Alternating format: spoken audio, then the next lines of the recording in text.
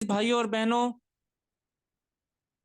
अगर हम पुराने अहद नामे के तकवीन की किताब उसके दूसरे बाब की तिलावत करें, तकवीन की किताब उसका दूसरा बाब, उसकी पहली तीन आयात, पहली तीन आयात, कोई पढ़ना चाहे तो पढ़े। तकवीन की किताब उसका दूसरा बाब, उसकी पहली तीन आयात। बस आसमान और जमीन और उनकी कुल आरास्तगी तमाम हुई, और खुदा ने सातवें दिन अपने काम से जो कर चुका फारिग हुआ, और उसने सातवें दिन अपने सब काम जो कर चुका आराम किया। और खुदा ने सातवें दिन को बरकत दी और उसे मुकद्दस ठहराया, इसलिए कि उसमें खुदा अपने सब काम से जो बनाया और खल्क किया था फारिग हुआ। ये है आसमान और जमीन का शुरू जब वो हस्ती में लाए गए। आमीन। आमीन। ये है आसमान और जमीन का शुरू जब वो हस्ती में लाए गए, जब खुदा ने आसमान और जमीन को खल किया। खुदा ने सारी कायनात को, पूरी चीजों को 6 दिन में तख्लीक किया। तो जब उसने 6 दिन में ये सारा कुछ बना लिया, तो सातवें दिन को बरकत दी। उन तमाम चीजों को जिसे उसने बनाया, जिनको उसने बनाया, उन तमाम चीजों को बरकत दी और सातवां दिन सबत का दिन ठहराया, बरकत का दिन ठहराया। तो खुदा ने जब ये सारी चीजों को बनाया, तो उनकी बरकत के लिए एक दिन मखसूस किया, सातवां दिन। तो खुदा जिसने आसमान और जमीन को बनाने के बाद सातवें दिन को बरकत दी, उसे पाक ठहराया, ताकि तमाम रास्ती जो बनाई गई है, तमाम चीजें जो बनाई गई हैं, उन पर खुदा की बरकत ठहरी रहे। तो मेरे अजीज भाइयों और बहनों, अगर हम पुराने अहदनामे के को पढ़ते हैं, तो फिर हम देखते हैं कि पहलोठे बच्चे खुदा से मंसूब किए जाते थे। खुदा के लिए पहलोठों को मंसूब किया जाता था, उनको हैकल में नजर किया जाता था, हैकल में लेकर जाते थे, और फिर उनके नाम का एक नजराना देकर, काहिन बरकत देकर उस बच्चे को, माँ बाप को वापिस लौटा देते थे। खुदावन यस्सु मसीह भी जब सातवें दिन उसे हैकल में पेश किया गया, तो एक नजराना, कुमरियों का जोड़ा, एक हैकल में नजर के तौर पर हैकल में दिया गया। तो काहे ने यस्सु को बरकत दी, और फिर उस कुमरियों के जोड़े को लेकर, यस्सु को बरकत देकर उसके माँ बाप को वापस लौटा दिया।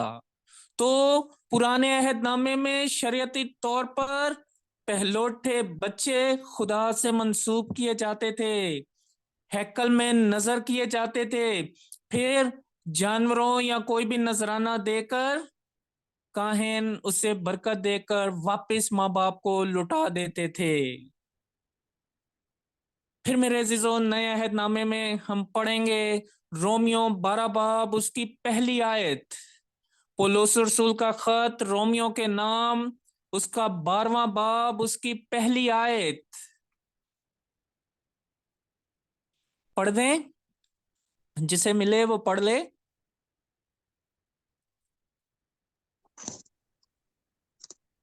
बस ए भाइयों, मैं खुदा की रहमतों का वास्ता देकर तुमसे इल्तमास करता हूँ कि तुम अपने बदन खुदा के लिए एक जिंदा और मुकद्दस और खुदा की पसंदीदा कुर्बानी होने के लिए पेश करो।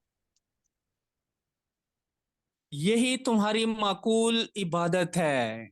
आमीन। तो मेरे अजीज भाई और बहनों, जिस तरह हमने पुराने अहद नामे में पढ़ा और पढ़ते हैं کے پہلوٹے خدا کے لیے منسوب کیے جاتے تھے، خدا کو نظر کے طور پر دیے جاتے تھے۔ تو نئے عہد نامے میں پولس رسول بھی اس بات کو اور زیادہ واضح کر دیتے ہیں، اور ہیڈنگ مسیحی طرز زندگی ہے۔ اگر ہم رومیو کے 12ویں باب کو دیکھیں تو اس کی پہلی آیت سے اس کی ہیڈنگ ہے مسیحی طرز زندگی۔ پس اے بھائیو، میں خدا کی رحمتوں کا واسطہ دے کر تم سے التماس کرتا ہوں کہ تم اپنے بدن خدا کے لیے ایک زندہ اور مقدس اور خدا کی پسندیدہ قربانی ہونے کے لیے پیش کرو۔ پسندیدہ قربانی، خدا کی پسندیدہ قربانی یہ ہے جب ہم اپنے آپ کو خدا کے لیے پیش کرتے ہیں، خدا کے لیے منسوب کر دیتے ہیں، ہم اپنے آپ کو خدا کے لیے کانسیکریٹ کر دیتے ہیں کہ خدا ہم تیرے ہیں۔ جب ہم یہ بات جانتے ہیں کہ ہمارا اپنا کچھ بھی نہیں، خدا ہمارا اصل مالک ہے، ہمارا خالق اور مالک خدا ہے، تو پھر ہی ہم اپنے آپ کو خدا کے لیے کانسیکریٹ کرتے ہیں، مخصوص کر دیتے ہیں۔ تو پولس رسول ہمیں فرماتا ہے کہ اپنے بدن خدا کی جو ہے وہ پسندیدہ قربانی ہونے کے لیے مخصوص کرو، پیش کرو، یہی تمہاری معقول عبادت ہے۔ تو میرے عزیزو، ہم اپنے بدن، اپنے آپ کو خدا کی دین سمجھیں کہ یہ خدا کی جو ہے وہ ملکیت ہے، یہ خدا کا دیا ہوا ہے، ہم صرف اس کے کیئر ٹیکر ہیں، ہم اپنے بدنوں کے صرف کیئر ٹیکر ہیں، لیکن اس کا اصل مالک، اس کا اصل جو ہے وہ سربراہ خدا ہے۔ تو پھر ہم اپنے بدن جو ہے وہ عظیم قربانی کے لیے، خدا کو جو ہے وہ عظیم قربانی کے لیے پیش کریں گے۔ جب ہم اپنی آنکھوں کو دیکھیں گے تو خدا کا شکر کریں گے کہ خدا میں تیرا شکر کرتا ہوں کہ تو نے مجھے دونوں آنکھیں سلامت دی ہیں۔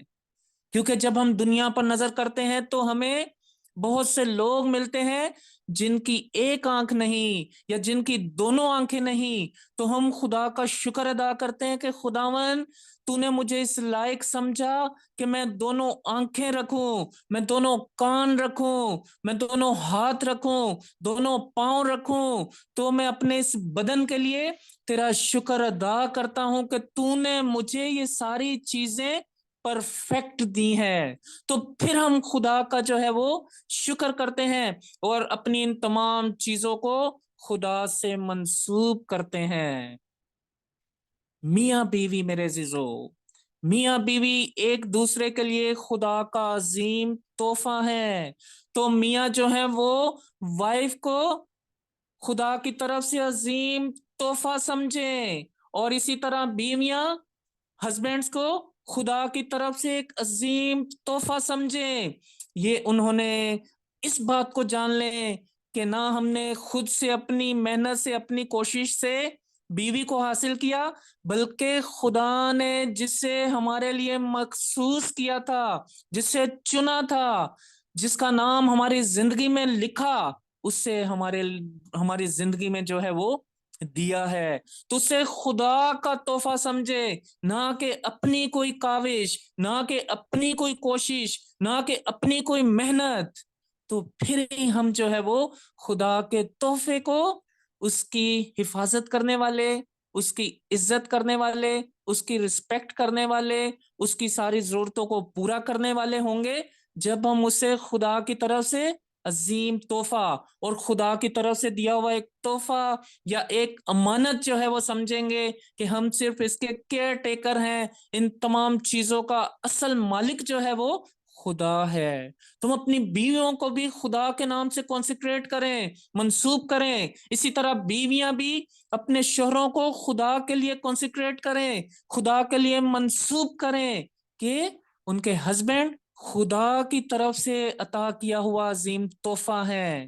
تو میرے عزیزو، جب ہم یہ جانیں گے کہ یہ ساری چیزیں خدا نے ہمیں دی ہیں، نہ کہ ہماری کوئی کوشش، نہ کہ ہماری کوئی کاوش ہے، نہ کہ ہماری کوئی محنت ہے، تو پھر ہم میرے عزیز بھائیوں اور بہنوں خدا کو اس ساری چیزوں کے لیے ان کی رسپیکٹ کرتے رہیں گے، عزت کرتے رہیں گے.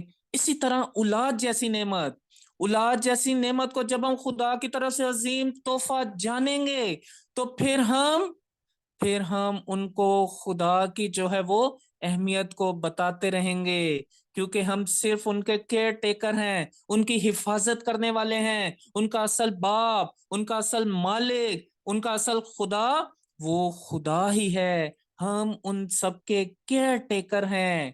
اور پھر ہم جب ان کی ساری اچھی زندگیوں کو، کامیابیوں کو دیکھتے ہیں، جو ہم اپنی ساری ذمہ داریاں پوری کرتے ہوئے ان کو پڑھاتے ہیں، ان کی ساری ضرورتوں کا خیال رکھتے ہیں، تو یہ سب ہماری ذمہ داریاں ہیں. اس میں ہم اپنی کوئی کاوش، اپنی کوئی محنت، اپنی کوئی بہت بڑا جو ہے وہ کام نہ سمجھے، بلکہ خدا کی طرف سے ہمیں ایک ذمہ داری دی گئی ہے، ہمیں اپنی ذمہ داریوں کو پورا کرنا ہے.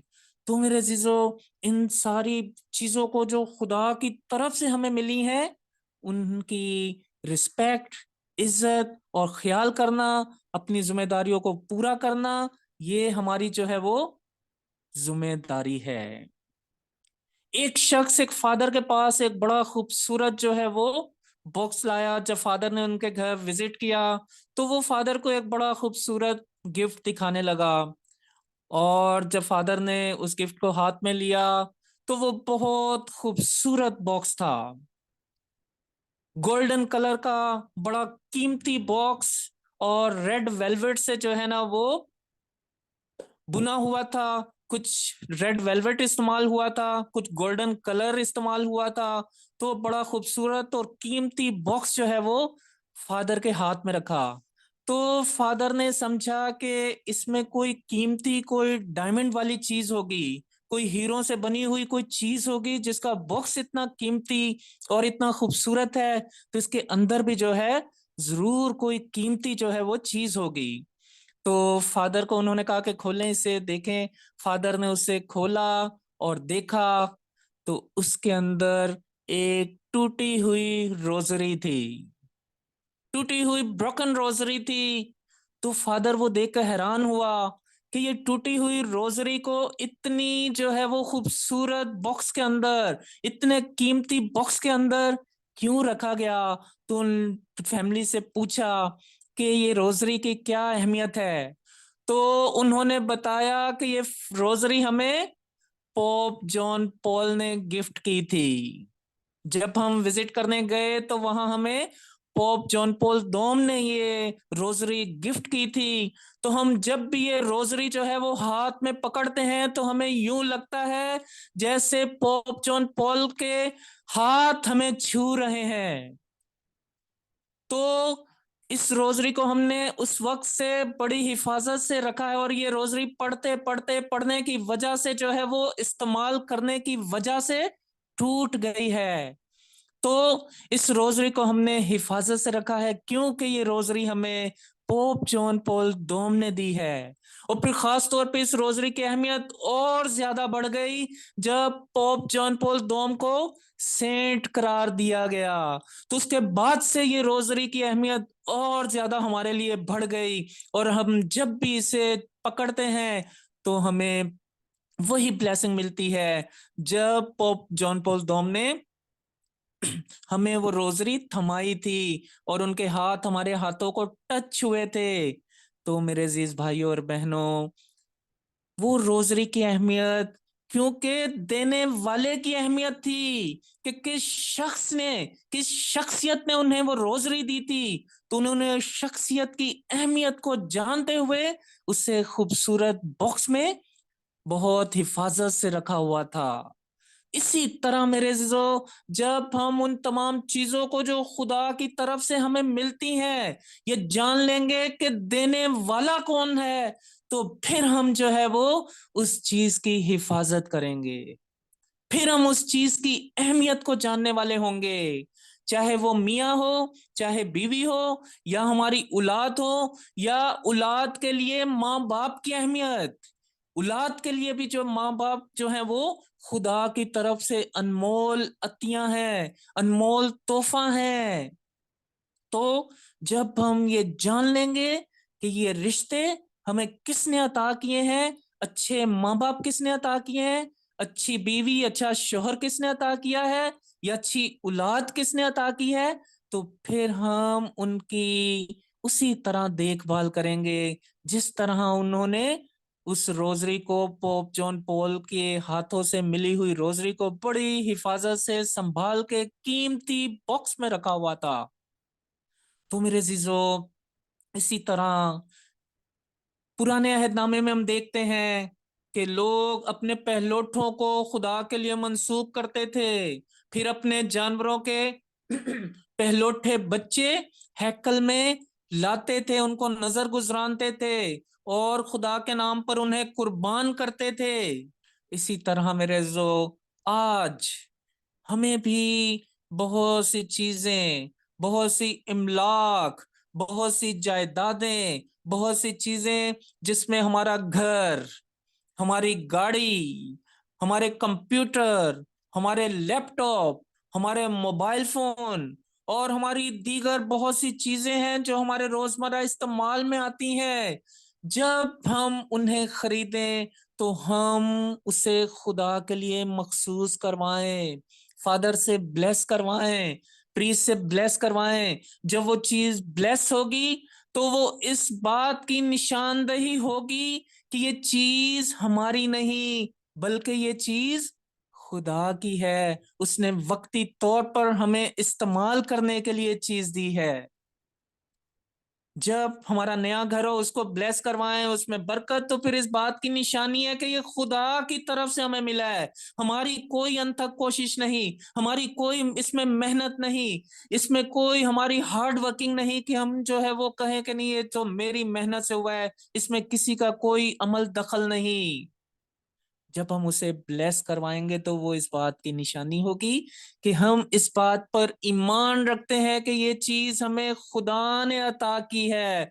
जब हम नई गाड़ी लें तो उसे ब्लेस करवाएं कि ये खुदा ने हमें दी है, हम सिर्फ इसके केयर टेकर हैं। जब हम नया कंप्यूटर लें तो प्रीस्ट से ब्लेस करवाएं ताकि वो इस बात की निशानदेही कि खुदा की तरफ से हमें मिली है। लैपटॉप लें, मोबाइल फोन लें तो खुदा से ब्लेस करवाएं ताकि ये चीजें हमारे लिए खुशी और बरकत का सबब हो और खुदा इन चीजों की हिफाजत करे। आज मेरे अजीजों, शैतान बड़ी जो है वो सरगर्मी से जो है वो अमल कर रहा है।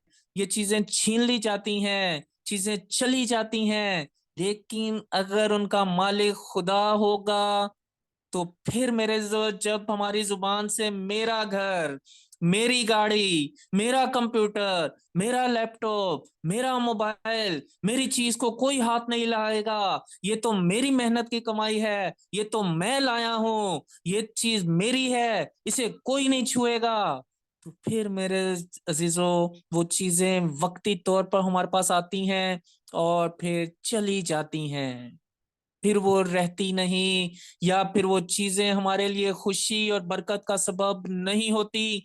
क्योंकि जब खुदा खुशी देता है, मेरे जो शैतान की तरफ से की हुई दी हुई खुशी और खुदा की तरफ से दी हुई खुशी में फर्क है। शैतान भी खुशी दे देता है जब कोई शॉर्टकट करते हैं दूसरी जगह से अपनी खुशी हासिल करने के लिए, औलाद का तोहफा हासिल करने के लिए कहीं शॉर्टकट किसी जगह जाते हैं, वहां से औलाद उन्हें मिल जाती है, लेकिन वो औलाद उनके लिए बायसे खुशी नहीं होती। आप देख लीजिएगा, आप तजर्बा कर लीजिएगा, जो चीजें शॉर्टकट से मिली होती हैं उनमें खुशी नहीं होती। यही निशानी है खुदा की तरफ से मिली हुई चीज की और शैतान की तरफ से मिली हुई चीज की, कि खुदा अपनी दी हुई चीजों में दुख शामिल नहीं करता, वो खुशी अता करता है। खुदा की तरफ से दी हुई खुशी में दुख नहीं होता। तो फिर मेरे अजीजों, ये चीजें जब हम समझेंगे कि खुदा की तरफ से है, फिर हम उसे खुदा के लिए मखसूस करेंगे, منسوب کریں گے کہ خداون یہ سب تیری طرف سے عطا تحفہ ہے, تیری طرف سے دی ہوئی چیزیں ہیں, یہ میری محنت نہیں, میری کاوش نہیں, پھر میں آئی می نہیں ہوگا, مائن نہیں ہوگا, پھر ہم ہوگا. ہماری چیز, خدا نے ہمارے خاندان کو یہ چیز دی, خدا نے ہمیں یہ چیز دی, پھر ہم ہوگا, ہمیں ہوگا, پھر میں نہیں ہوگا. تو میرے عزیزو, آج کہ اس پاک کلام کے وسیلے سے ہمیں سمجھنے کی ضرورت ہے کہ ہمیں ان تمام چیزوں کو جو خدا کی طرف سے ہمیں ملتی ہیں, اس بات اور اہمیت کو جاننے کی ضرورت ہے. ان چیزوں کو, اپنے تمام کاموں کو خدا کے لیے منسوب کرنے کی ضرورت ہے. ان تمام چیزوں کو خدا کے لیے کانسیکریٹ کرنے کی ضرورت ہے. اگر ہم امثال اس کے 3 باب کی 9ویں اور 10ویں آیت کو پڑھیں, امثال 3 باب اس کی 9ویں اور 10ویں آیت پڑھیں, جسے مل جائے.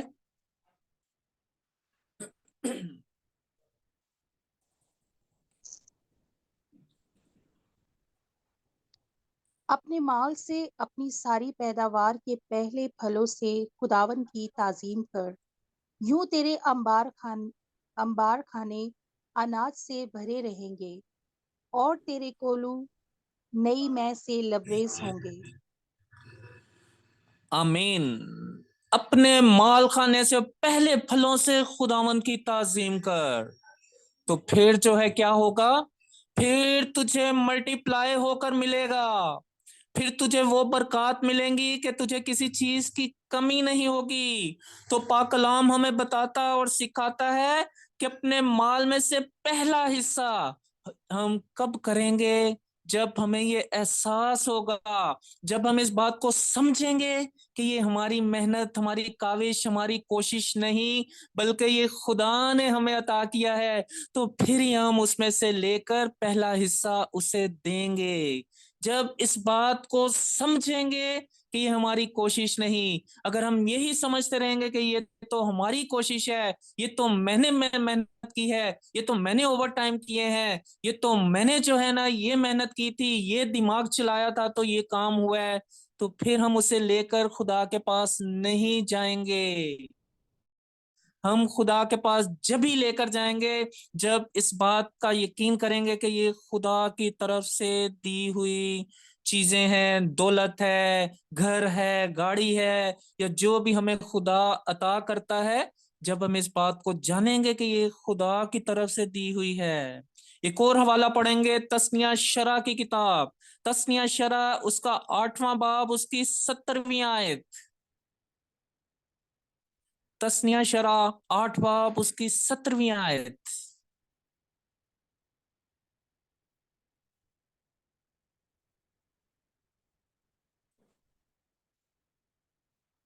شروع کی 5 کتابوں میں تثنیہ شرح, شریعت کی پہلی 5 کتابیں, اس میں تثنیہ شرح 8 باب 17ویں آیت.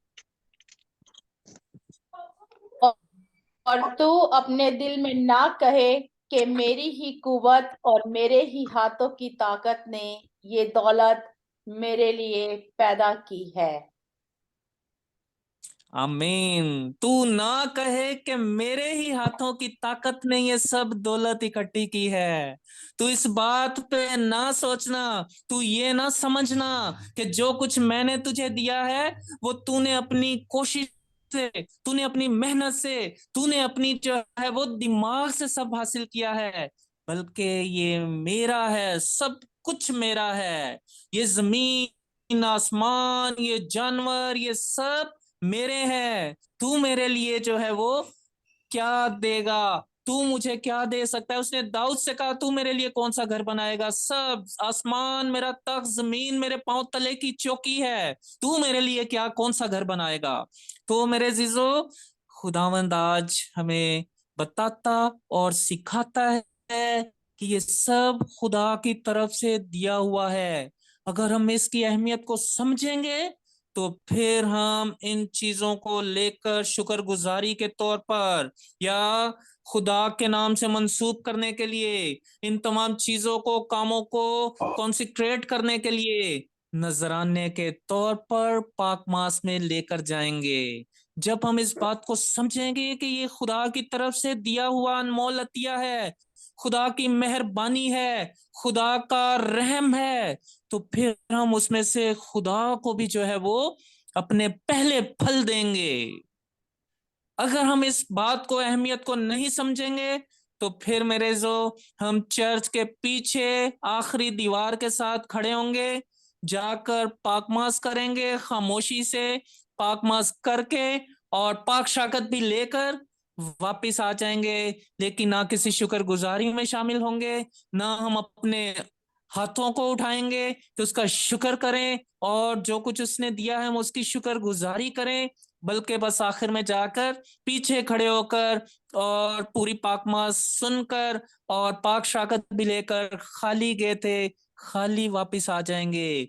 लेकिन अगर इस बात को समझेंगे कि ये पाकमास खुदा की शुक्रगुजारी है, यूखरिस्त खुदा की शुक्रगुजारी है, तो फिर हम पाकमास में जाकर वक्त पर जाकर पूरी पाकमास में शामिल होंगे, अपने रिस्पॉन्स से और सारी बातों को दोहराने से, गीतों के गाए जाने से, मुनाजातों से पूरी इबादत में शामिल होकर हम उसकी शुक्रगुजारी करेंगे अपनी तंदुरुस्ती के लिए, अपनी औलाद के लिए, अपनी बीवी के लिए, अपने शोहरों के लिए और अपनी तमाम चीजों के लिए जो खुदा ने हमें अता की हैं, इस बात को जानते हुए कि ये चीजें सब खुदा की तरफ से अनमोल तोहफा है, खुदा ने हमें दिए हैं, इसमें हमारी कोई मेहनत, कोई काविश, कोई अक्ल नहीं, बल्कि ये खुदा का फजल है, खुदा की बरकत है कि उसने ये सब चीजें हमें अता की हैं। तो मेरे जो आए आज गौर करें अपने इर्द गिर्द खुदा ने हमें क्या दिया है, और हम इस बात को जानते हैं और गौर करते हैं, अहमियत देते हैं कि ये सब खुदा की तरफ से अनमोल तोहफा है, और हमें इन तमाम चीजों को और कामों को खुदा के लिए कॉन्सिक्रेट करना है, खुदा के लिए मंसूब करना है, ताकि वो जिस तरह उसने अपने पाक कलाम में फरमाया कि मैं तुम्हारी बरकत को मल्टीप्लाई कर दूंगा, ताकि खुदा हमारी बरकत को मल्टीप्लाई करे और हम हमेशा कहने वाले हो कि उस कादिर ने हमारे लिए बड़े बड़े अजीबोगरीब काम किए हैं, यीशु मसीह खुदावंद के वसीला से, आमीन। आमीन।